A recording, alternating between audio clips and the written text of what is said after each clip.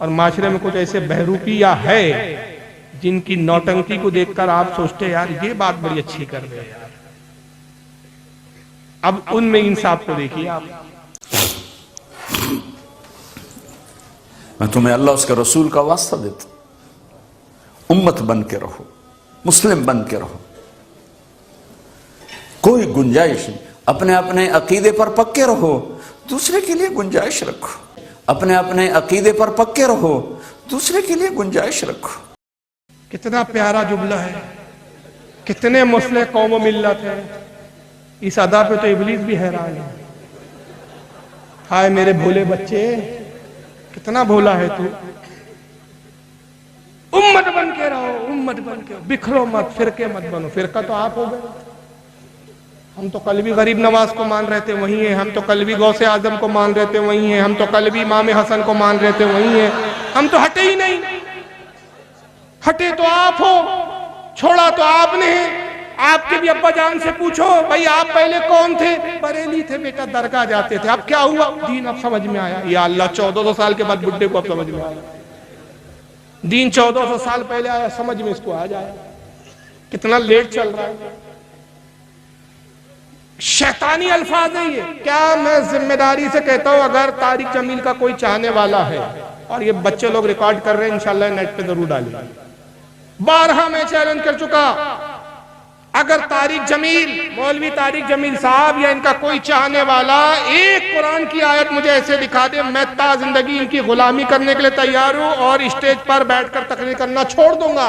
एक आयत दिखाए जिसमें अल्लाह ने कहा अपने अपने अकीदे पे कायम रहो, एक दूसरे के लिए गुंजाइश रखो। बताइए, है कोई कुरान में?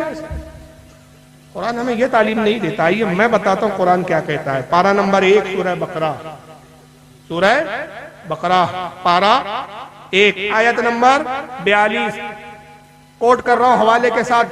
ये आयत ना हो, ये तर्जुमा ना हो, जो चोर की सजा वो मेरी सजा। रब फरमाता है वला तलबिसुल हक्का बिल बातिली वतक्तमुल हक्का व अंतुम तालमून। अल्लाह फरमाता है कि हक और बातिल को आपस में ना मिलाओ। वला तलबिसुल हक्का, वला तलबिसुल हक्का बिल बातिल, बातिल और हक को आपस में ना मिलाओ। वतक्तमुल हक्का व अंतुम तालमून, और जानबूझकर, समझदार होकर, समझते हुए दानिश्ता तौर पर हक को ना छुपाओ। हक डंके की चोट पर बोलो, खुदा कहता है। इस्लाम का मतलब ही हक है। 365 बातिल थे, नबी ने एक की बात करके हक को का इज़हार किया। 365 का लिहाज नहीं किया। समझ रहे ना आप इशारा? तो ये कौन सी तालीम है? एक हो जाओ। अच्छा, पहला ही जुमला इसका जहालत से भरा हुआ है। उम्मत बन जाओ। आप पैगंबर है जो उम्मत बनाने आए? उम्मत तो रसूल ने बना दी, और हुजूर ने बता दिया उम्मत कौन होगा। मा अना अलैहि व असहाबी, जो मेरे और मेरे सहाबा के अकीदे पर होगा वो उम्मत होगा, और जो इन अकीदों से इनराफ करेगा वो फिरका होगा, उम्मत नहीं होगा। तो अब अगर उम्मत बनना है तो माना अलैहि व असहाबी के ऊपर आना पड़ेगा। और वो खुदा की कसम, ये इस जमाने में सिवाय अहले सुन्नत व जमात, जिसको इस दौर में बतौर निशानी, बतौर पहचान मसलक के आला हजरत से ताबीर किया जाता है, और कोई जमात है ही नहीं। यह है हकीकत असल। अब इनको एक दूसरा भी दर्द है। ये कहते हैं एक दूसरे के लिए गुंजाइश रखो। मुझे बताओ, एक शख्स आपके पास आए और आप कुरान पढ़ रहे डुप्लीकेट है, और आप कहें नहीं ठीक है गुंजाइश है, अपने अपने अकीदे पे रहो। मेरा अकीदा कुरान है, तेरा अकीदा कुरान नहीं, फिर भी एक दूसरे के लिए गुंजाइश। एक आए आपके पास कहे कि मैं अली को काफिर मानता हूं, मैं खारजी हूं। इनके उसूल के मुताबिक एक दूसरे के लिए गुंजाइश है। ठीक है, तू अली को काफिर मानता, तू अली को काफिर मान, मैं अली को मौला मानूंगा, साहबी मानूंगा। याद रखिए, शहद और जहर एक जगह जमा नहीं हो सकते। कुफ्र और इस्लाम एक जगह जमा नहीं हो सकते। जन्नती और दोज़ख की जमा नहीं हो सकते। कुरान फरमाता है ला यस्तवी अस्हाबुल नारी व अस्हाबुल जन्ना अस्हाबुल जन्नती हुमुल फाइजून। अल्लाह फरमाता है क्या जन्नत वाले और जहन्नम वाले बराबर हो जाएंगे? ये खुद खुदा तुमसे पूछ रहा है, बंदो बताओ क्या जहन्नम वाले और जन्नत वाले बराबर हो जाएंगे? हरगिज नहीं हो सकते, हरगिज नहीं हो सकते। जन्नत वाले ही कामयाबी को पहुंचे, जो जहन्नम वाले हो कभी कामयाब नहीं हो सकते। लेकिन अब तारिक जमील साहब की दूसरी भी बोली है, जरा वो भी सुन लीजिए। वो तुम्हें फिरकों में बांट कर गए थे या उम्मत बना कर गए थे?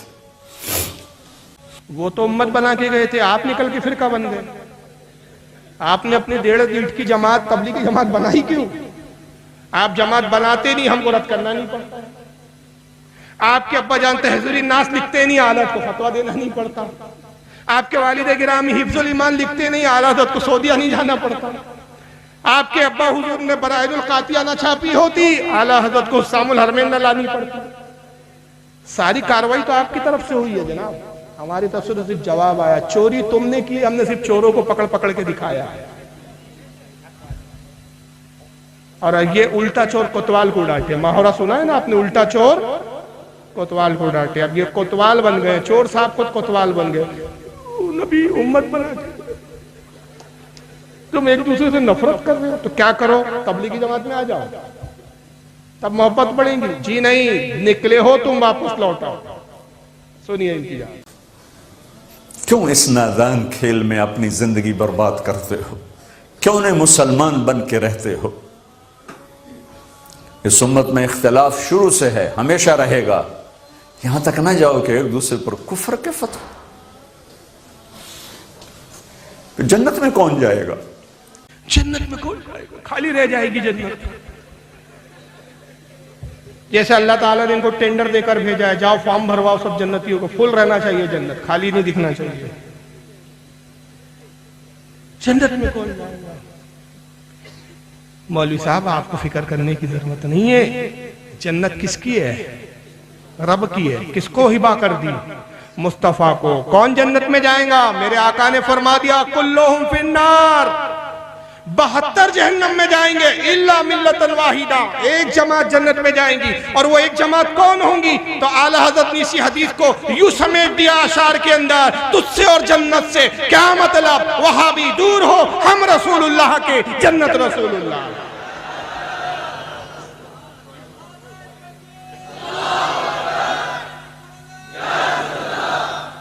तो एक दूसरे को काफिर ना कहो। अरे भाई 72 फिरकों को नबी ने काफिर बोल के जहन्नमी बता दिया। नबी 72 फिरकों को जहन्नमी बोलने से हिचकिचाए नहीं, तुम 2-4 को बोलने में हिचकिचा रहे हो जनाब। और क्यों हिचकिचा रहे हो भाई? या तो फिर वो जो गुस्ताखी की है उनको सही साबित कर दो। अच्छा, इसकी एक मुनाफिकत देखो इसकी। एक तरफ तो कह रहा है उम्मत बन जाओ, उम्मत बन जाओ, उम्मत बन जाओ, इख्तिलाफ मत करो, फिरके वारियत की बात मत करो, तकसीम मत हो, उम्मत बनो, वरना जन्नत में कौन जाएगा। मगर हुआ ये कि इसी की जमात का एक शख्स है, मोहम्मद बिलाल खान, इसका मर्डर कर दिया गया, कत्ल हो गया इस शख्स। ये तारिक जमील की चिपड़ी चोपड़ी बातें सुनकर जमात में आया। फिर जब देखा कि ये तो एक दोगला और मुनाफिक आदमी है, इसका हाल यह है कि अंदर कुछ है, बाहर कुछ है, पेट में कुछ रखता है, जबान से कुछ कहता है। इसकी मुनाफिकत देखकर ये इस जमात को छोड़कर चला गया। तारिक जमील का बड़ा कारगर आदमी था ये, बाद में इसका कत्ल भी कर दिया। ये इन्हीं के चैनलों पर डली है, कोई हमारे वेबसाइट और चैनल पर नहीं। अगर आप यूट्यूब पर जाकर मोहम्मद बिलाल और ये तारिक जमील नाम डाल दे आप वर्सेस, तो आपको कई चैनलों पर ये टेलीफोन की जो गुफ्तगू हुई है तारिक जमील की, उससे वो मिल जाएगी। इसमें तारिक जमील क्या कहता है पहले सुनिए, तबसरा बाद में करेंगे। मैं उनका दिफा नहीं कर रहा हूँ बेटा, मैं अपने जो वे ऑफ मेरा जो वर्क है ना, मैं वो उसकी डेफिनेशन बेटा आपको बयान कर रहा हूँ।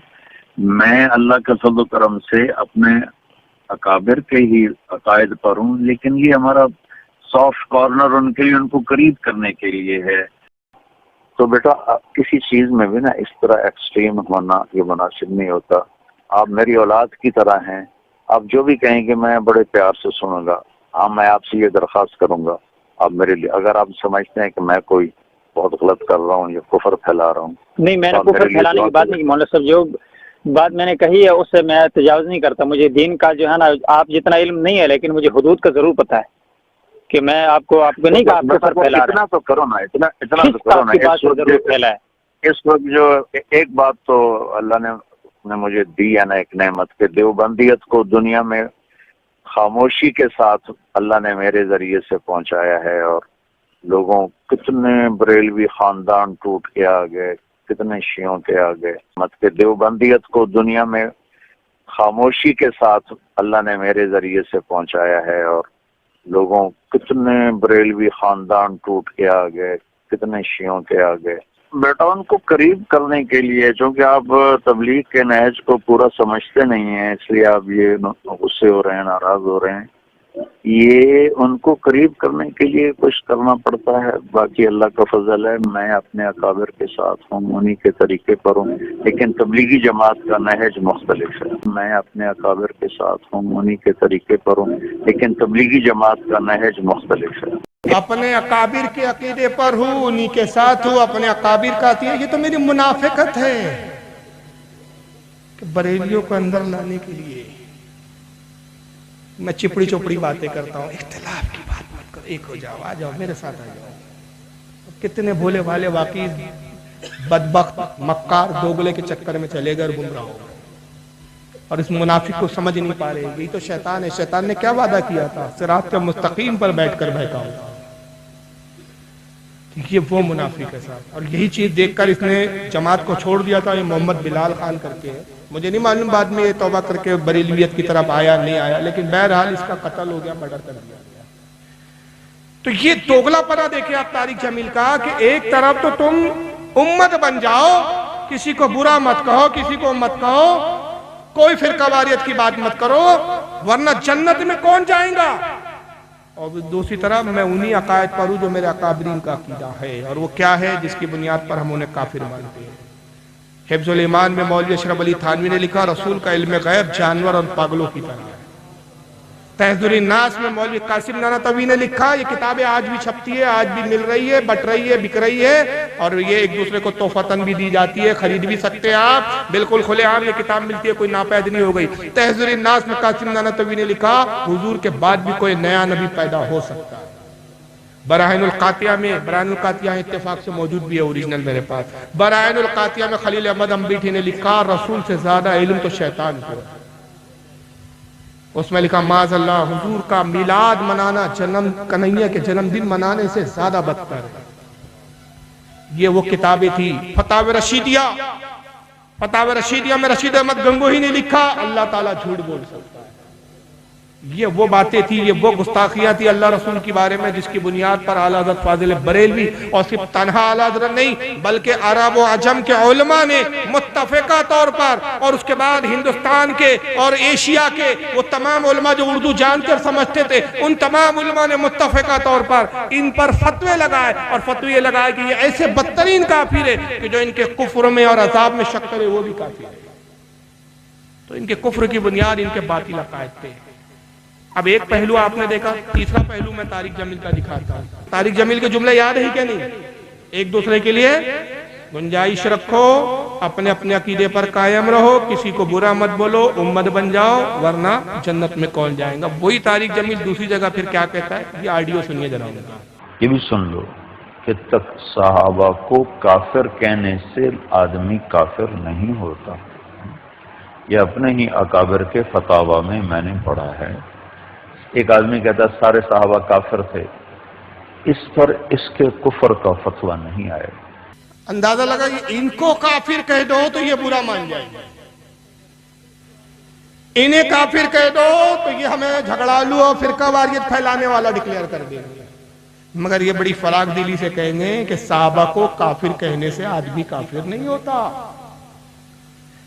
आपकी मर्जी हो तो अबू बकर को काफिर कह दो, आपका दिल चाहे, आपसे मुराद सुन्नी नहीं ये लोग, आपसे मुराद ये है। आप चाहो तो अबू बकर को काफिर बोल दो, आप चाहो तो साहब हजरत उमर को काफिर, किसी भी साहबा को काफिर कह दो, आपका कुफ्र का हुक्म नहीं लौटेगा। आप इतने दूध के झूले हुए हैं। बस जमात पे शर्त है कि 2 चिल्ले लगाना पड़ेगा, 2 चिल्ले लगा लो, फिर किसी साहबी को आप काफिर कह दो।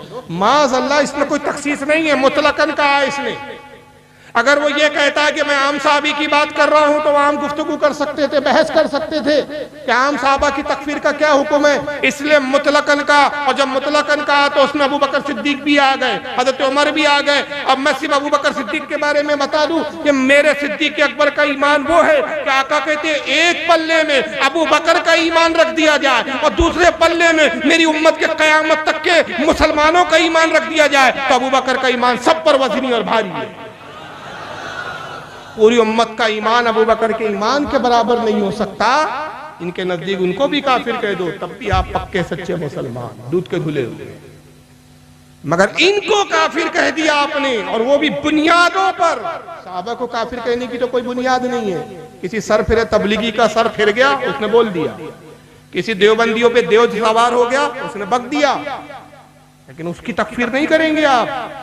मगर इनकी तकफीर हो जाए, इनको काफिर कह दिया जाए तो ये फिर नाक से खींचकर, समझ रहे ना, नाक की गलाजत अंदर हलक में लेकर रोती सूरत बनाकर आके कहेंगे एक दूसरे के लिए गुंजाइश, उम्मत बन जाओ, किसी को बुरा मत बोलो।